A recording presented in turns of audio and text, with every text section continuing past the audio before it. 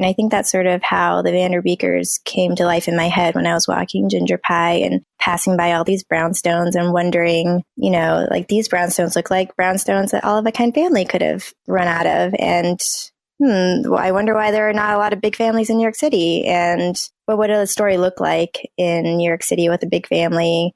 And so that's how things developed. And if I didn't leave that space in my mind to be creative, I don't think that story would have come out of me.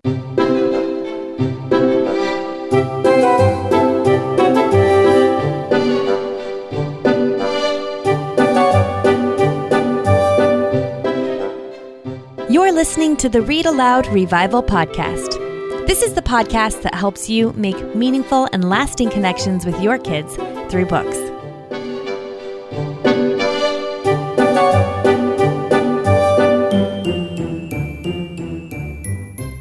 Hello, Sarah McKenzie here with episode 88 of the Read-Aloud Revival podcast.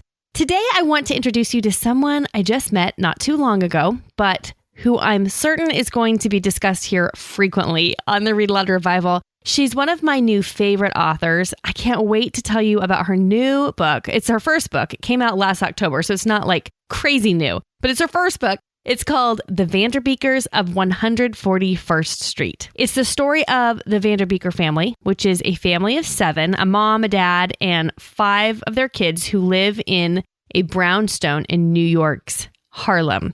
And at the very beginning of the book, the Vanderbeeker family finds out that their rather curmudgeonly, grumpy, hermit-like landlord, Mr. Biederman, isn't going to renew their lease. And this is devastating to their family, and those 5 Vanderbeeker siblings band together to try to get him to change his mind. I would recommend this book to anyone who loves The Penderwicks by Jeannie Birdsall. I want to say it's a throwback novel, but it's not because it's set in the present day. It's set in present day New York City. It feels like it could be of the same era as, Edward Eger's Half Magic, or Elizabeth Enright's The Saturdays, or E. Nesbitt's 5 Children in It. But it's set in the here and now, so, the parents use smartphones and the Wi-Fi goes out, things like that. But the siblings, the sibling relationships are so well done. And each of those sibling characters are really uniquely lovable and wonderful. So I can't recommend this book highly enough.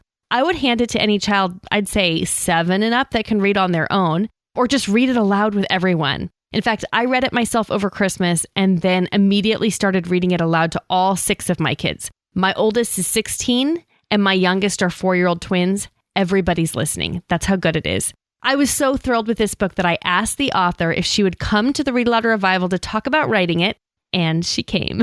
She's here today. You are in for a treat.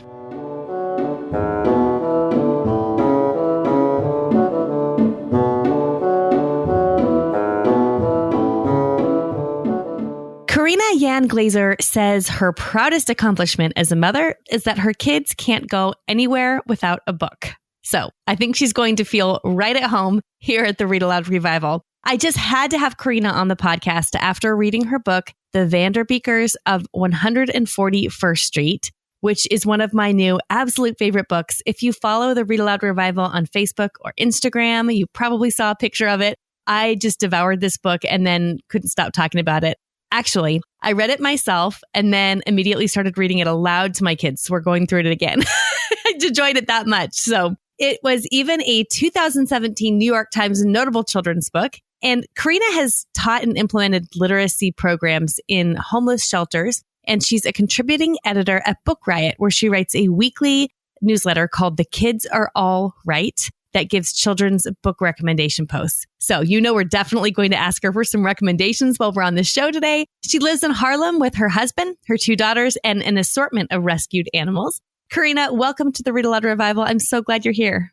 I'm so happy to be here. Thanks for having me on. Oh, you're welcome. I've told you before already how much I loved this new book, and I'm just certain that Read-Aloud Revival listeners are going to love the Vanderbeekers as much as I do. First of all, we were destined to love the Vanderbeekers because you, the author of the book, have a dog named Ginger Pie, right? And anyone who names a pet, anybody who names a pet after a character in an Eleanor Estes book is considered family around here, I'm thinking.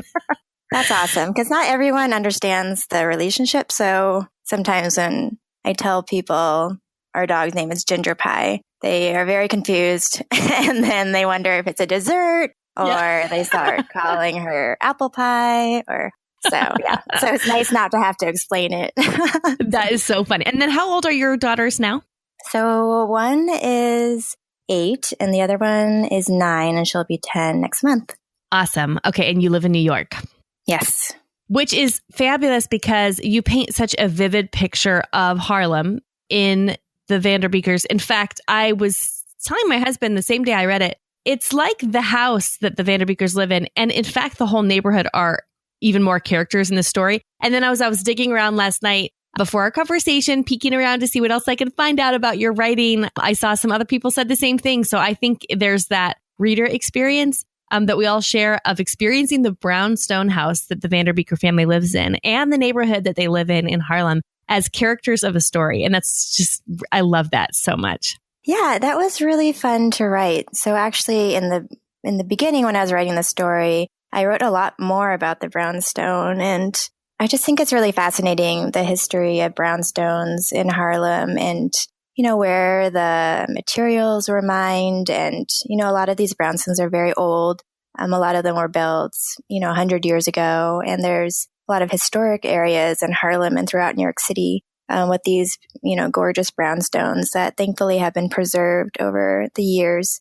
And I don't know, just living anywhere, but, because I live here, just walking by those and wondering, what's the history of the people who have lived there. And, the neighborhood has seen so many generations come through it. And it really made me think about the different things that could have happened over time. And when I was brainstorming ideas for the title of the book, I was even thinking about bringing in some kind of language with the brownstone in it as well. So it was definitely in my mind a character. And when I was writing it, the different people who had read it, they all really latched on to those parts of the story where I had written about the brownstone coming to life. And in my mind, I was wondering, is this strange or is this working? And it was nice to get that feedback that it was working and that people wanted even more of that. So it was really fun to experiment with making the brownstone a character and have it react to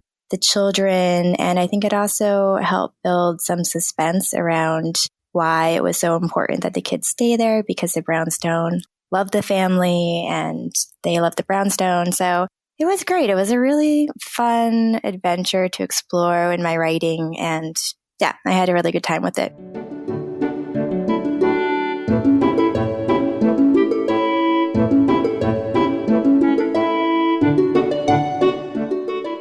Okay, so this is your first book, right? Is this the first book that you've ever written, or is this just the first book that you've ever published? It's the first book I've ever written and the first book I published. That's amazing. Okay, so when I was poking around last night, I found out that you wrote the first draft of the Vanderbeekers during NaNoWriMo. So for any listeners who don't know, NaNoWriMo is National Novel Writing Month. And it's basically this movement of people. Anybody can sign up in November. Lots and lots of writers try to write an entire novel in the 30 days of November. And there's just a lot of energy and camaraderie around writers all working really hard toward a very big goal every November. And my daughter actually did NaNoWriMo this last year. My kids have done it on and off over the last years, but I was so inspired when I read that you wrote the first draft during NaNoWriMo, because this is an amazing book. And I guess I would have thought there's no possible way it could have come out of such a short period of time. I mean, I know it probably percolated in your mind for a lot longer before that, but I'm going to stop talking and ask you about that. So how did that all, instead of just theorizing over here, how did that sort of come about? Tell me about the process of creating the Vanderbeeker book. Okay, so the idea to actually write a book it was a long time in coming. So I was writing a blog just about our family and just experiences of being a mom and raising kids in New York City. And it was only really shared with my close family as a way to share, because none of my family were, they were living here. So it was a way for me to connect with them, and they could read stories about what was going on here and also see pictures of the kids growing up. And my husband's uncle he was following the blog very closely. And it was really sweet because he doesn't read a lot of fiction. His main books of choice are like historical biographies and Chernow and, like those kind of things. Okay. So he would wake up in the morning and he would read the news, and then he had saved my blog on his browser so he could check that every day. And he told me that. I had no idea. And he told me that when we were visiting him in Chicago one year, and he said, I know what you need to do next. And I asked him what his thoughts were. He has a lot of opinions, and he said, you need to write a book. And I just laughed it off. I didn't really think he was being serious, but then he told me he was being serious. He thought that I really should write a book, and that the next time I saw him, I should have a book ready for him to read. So, oh my gosh. And so it just made me think, because it was around that time that my younger daughter was starting to go to preschool a few days a week, and it was only for, a few hours. And my other daughter had just started kindergarten. So there was this bit of space in my life that I hadn't had in the previous few years. And so when I dropped my daughter off at preschool, I would run to this coffee shop and just start dabbling in writing and, work more on my blog and just sort of mess around with short stories in my head. And then I signed up for a children's book writing class. And that's when I found out about NaNoWriMo. People were throwing around this word. I had no idea what it was. And so I looked it up and I told my husband, I'm going to do this challenge. And he thought I was completely nuts to do that because, I still had the 2 kids and we were very busy.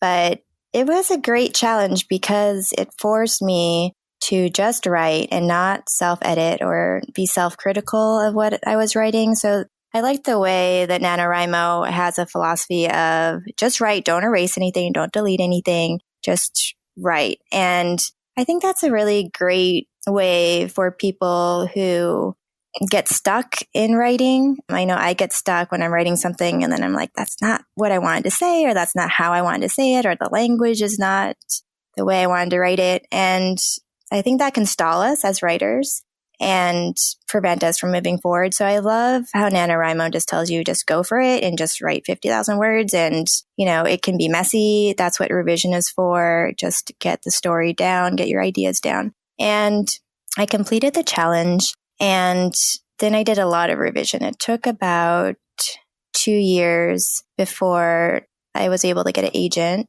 And after that, after getting an agent, it was very fast to getting an editor. But yeah, it's just, so I thought it was a very helpful challenge because, that's how I sort of think about writing now, even as I draft other books, that I just need to get the story down. Need to get my thoughts down, and it's not going to be good. And a lot of it is going to be revised. And I think about, the first book, The Vanderbeekers of 141st Street, and I think probably about 80% of it changed in some way. The whole plot changed. Okay. Wow. The characters were the same. The story of the 5 kids living in a brownstone with parents, that was all the same. But a lot of other things changed. And so that was my experience with it. I think it's a great challenge. I encourage everyone to try it at least once. So that is so inspiring to me. So you took a children's book writing class. Was that like online, or was it somewhere in your local community, or?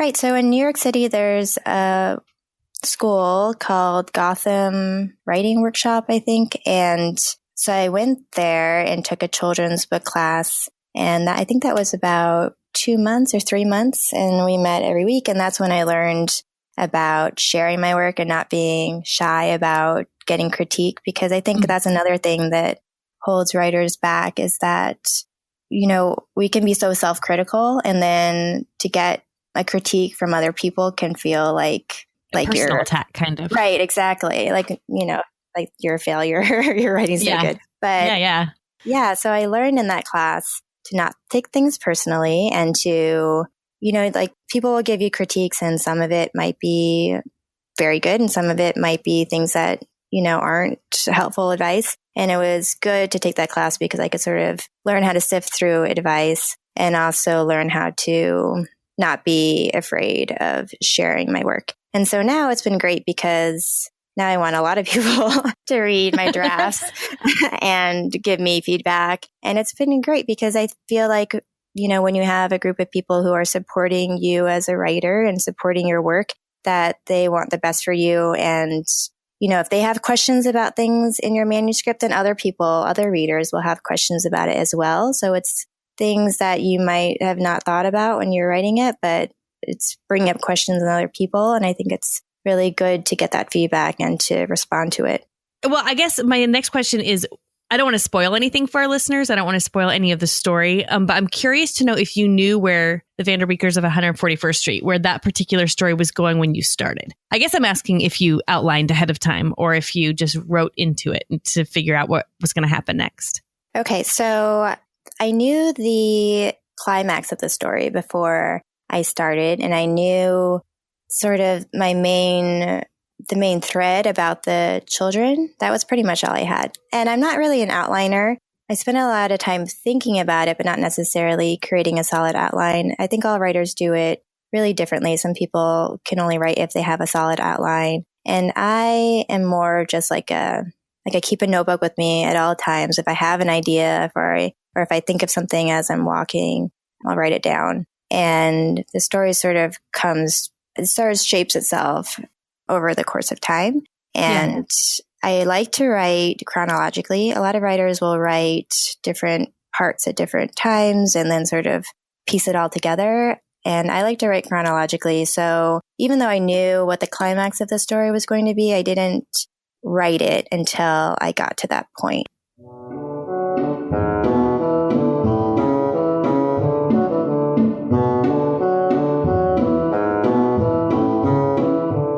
We'll get back to today's episode in just a moment, but I wanted to take a quick minute to make sure you know about the Read-Aloud family. This is a new book I wrote just for you. Here's what I know. You will never, ever regret the time you spend reading to your kids. Connecting deeply with our families can be kind of difficult, right? In our really busy and technology-driven world. But reading aloud is one of the best ways to be fully present with our kids, even after they can read to themselves. In the new book, The Read-Aloud Family, you'll find the inspiration you need to start a read-aloud movement in your own home. You'll discover how to prepare your kids for academic success, how to develop their empathy and compassion, all through reading aloud. You're going to learn how to find time to read aloud in the midst of your really busy day. School, sports, dinner dishes, all those pressures on your time and attention. And you'll learn how to choose books across a variety of sibling interests and ages. The best part is that you'll discover how to make reading aloud the very best part of your family's day. The Read-Aloud family also offers age-appropriate book lists from infancy all the way through adolescence.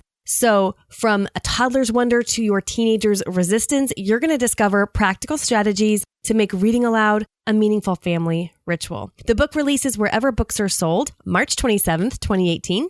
But if you order the book before March 27th, you're going to get some extra gifts. And I am so excited. Zondervan let me do this because I made you a brand new video masterclass to show you how to choose books for your kids. So you know that feeling when you walk into a library or a bookstore, or maybe you're cruising around online or something, and you don't know if a book is worth your time or attention or your child's time and attention? In this video masterclass, you're going to find out exactly which 2 characteristics make a book worth reading, and you'll find out the 3-question test I use to decide if a book deserves a place on my family's reading stack. So order the Read-Aloud family before March 27th, 2018 to get a promo code to access that masterclass for free. I am thrilled Zondervan is letting me do that. Go to thereadaloudfamily.com to grab your copy. I can't wait to get it in your hands.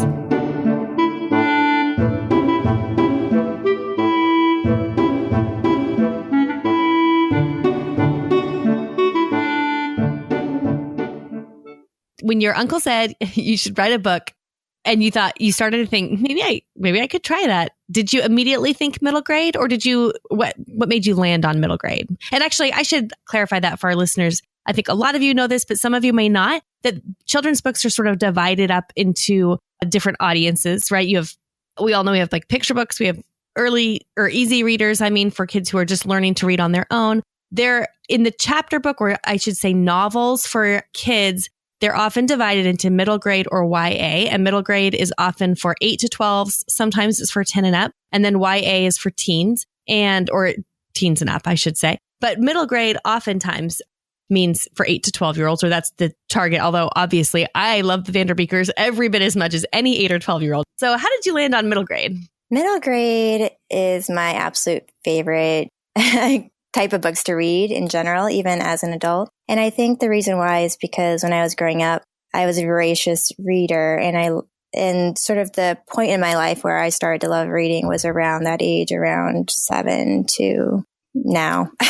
So so I think middle grade is a great time for kids because they start, learning how to read independently. And also a lot of the books in middle grade are about independence and about kids, trying new things or facing a conflict or solving a problem. And I just love the way that helps kids to, I know it helped me growing up to sort of examine things in my own life that I could change or ways I wanted to be.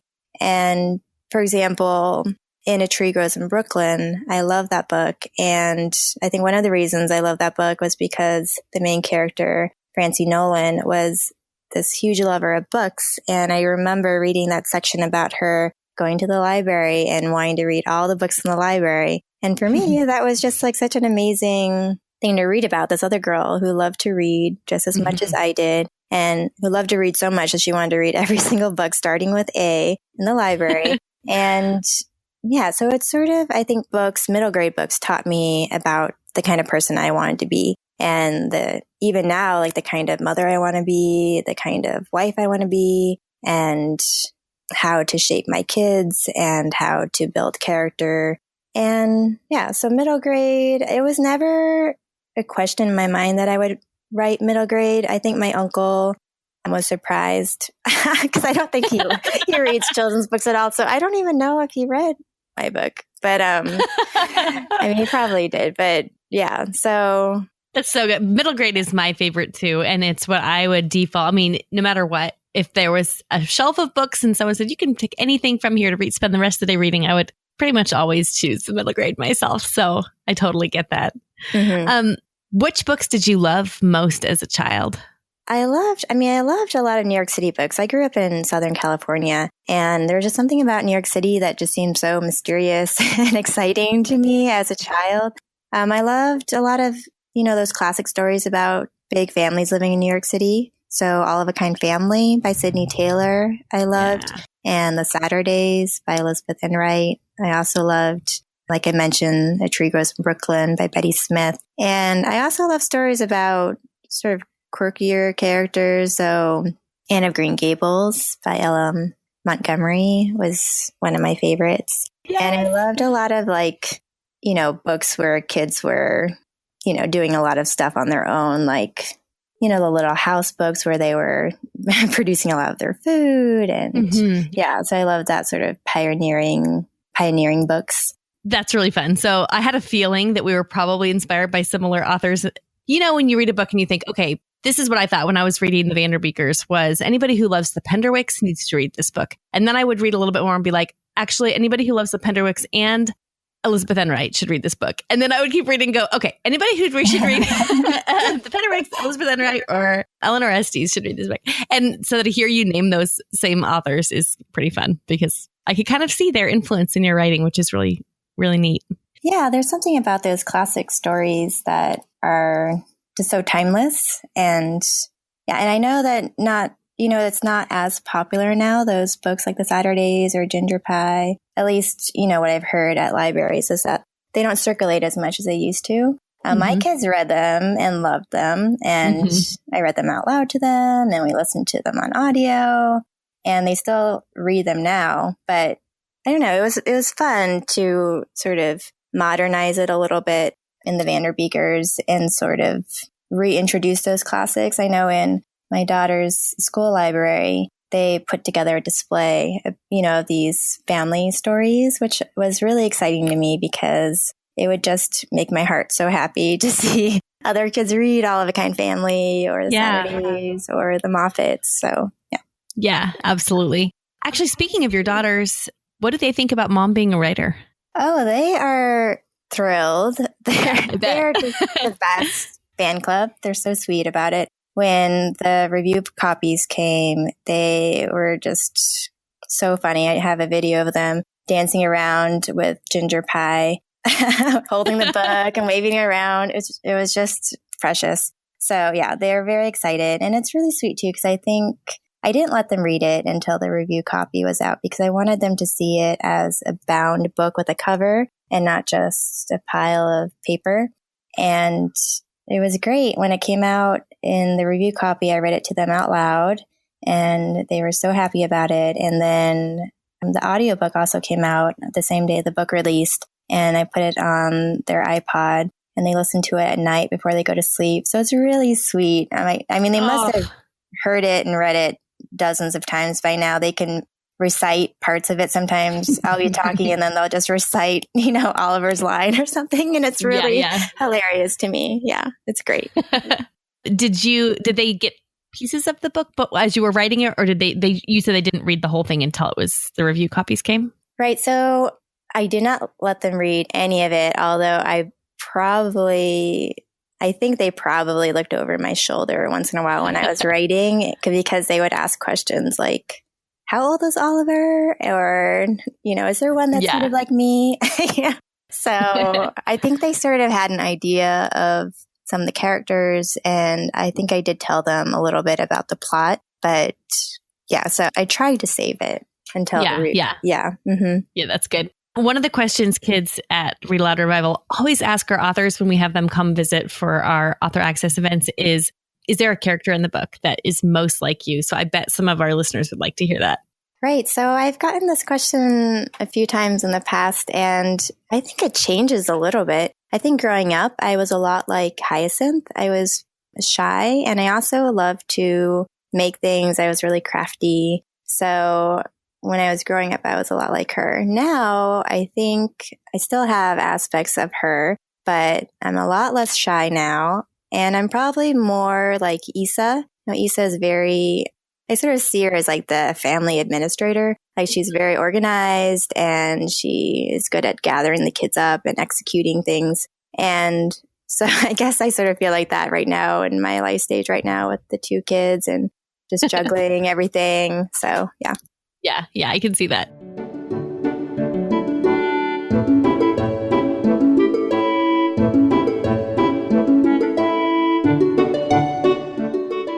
Okay, so before we go, do you have any advice for listeners who are maybe young aspiring writers, or maybe parents who are aspiring writers listening and have been inspired by your story as well? Any best advice for people who want to write? Yeah, so I always tell people that the best way to learn how to write is to read really widely.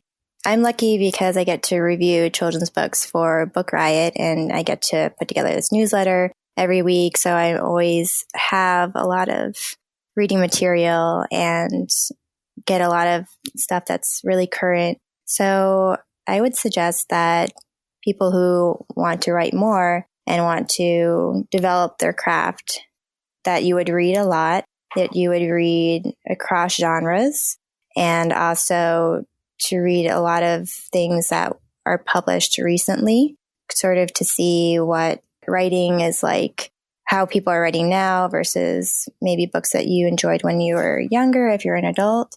And also a thing that I try to do frequently is like purposely turn on creativity, because I think sometimes all of us were very busy and we have a lot of things to do.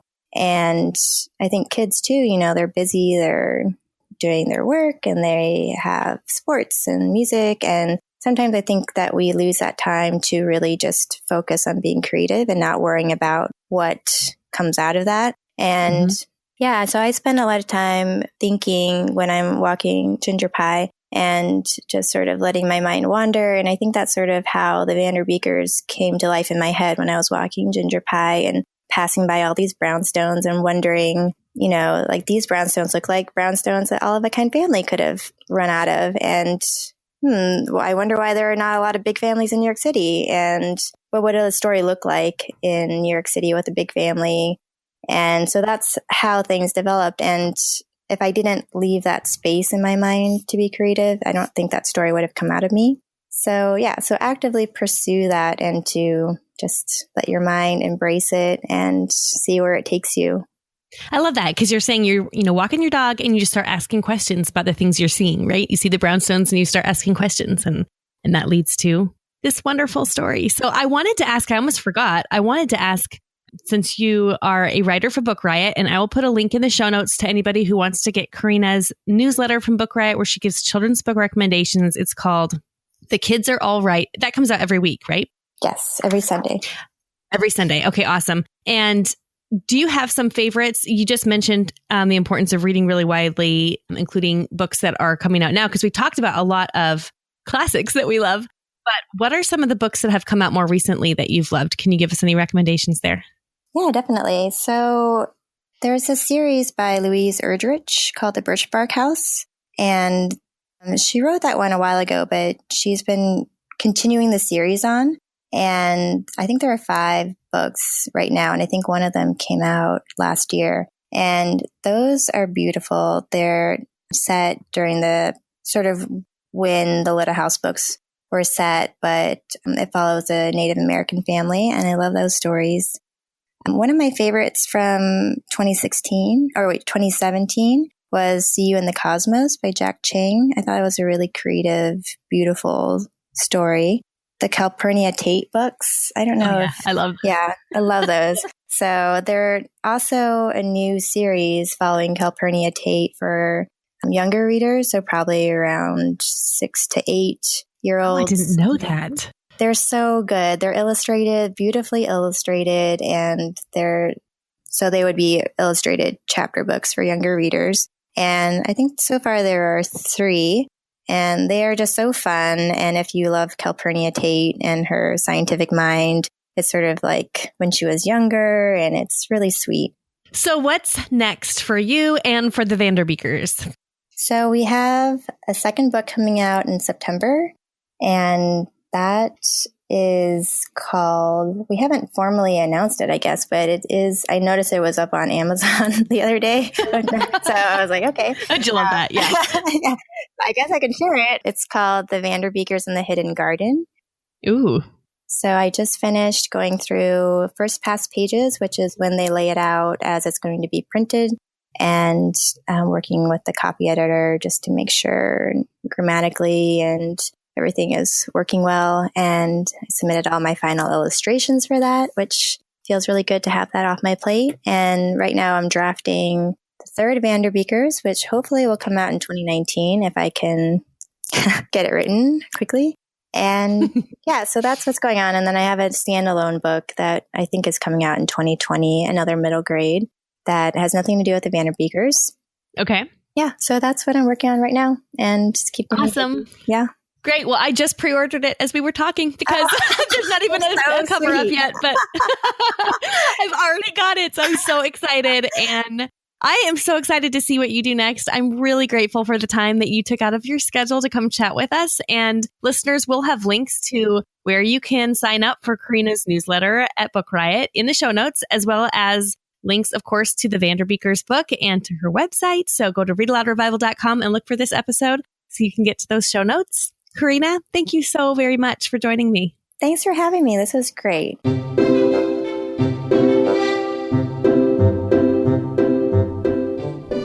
Now it's time for Let the Kids Speak. This is my favorite part of the podcast, where kids tell us about their favorite stories that have been read aloud to them. What's your name? Oaks. How old are you? 2.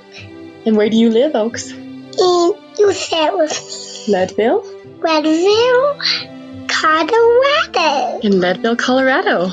And what's your favorite book, Oaks?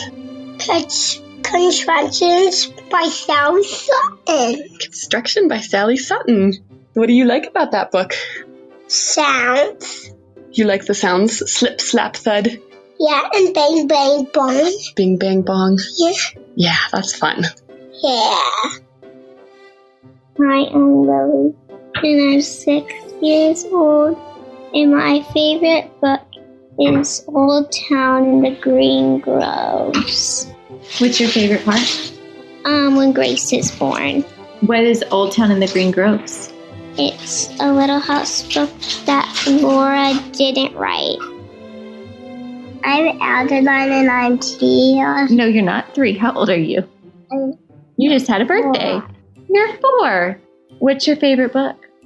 The Princess and the Peas and the Carrot. What's your favorite part?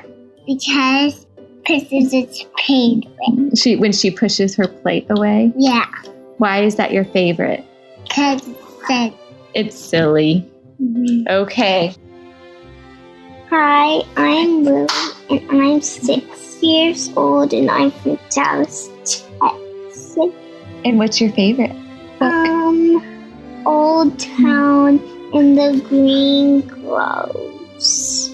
It's a part of the Little House series, and their baby brother dies in it, and they have another girl named Grace. And why do you like it? Because they have another girl. Hi, my name is Quentin. I am 7.5 years old. I live in Boise, Idaho. And my favorite book is The Defenders. I like The Defenders because I think it's cool when the Indians fight the Americans.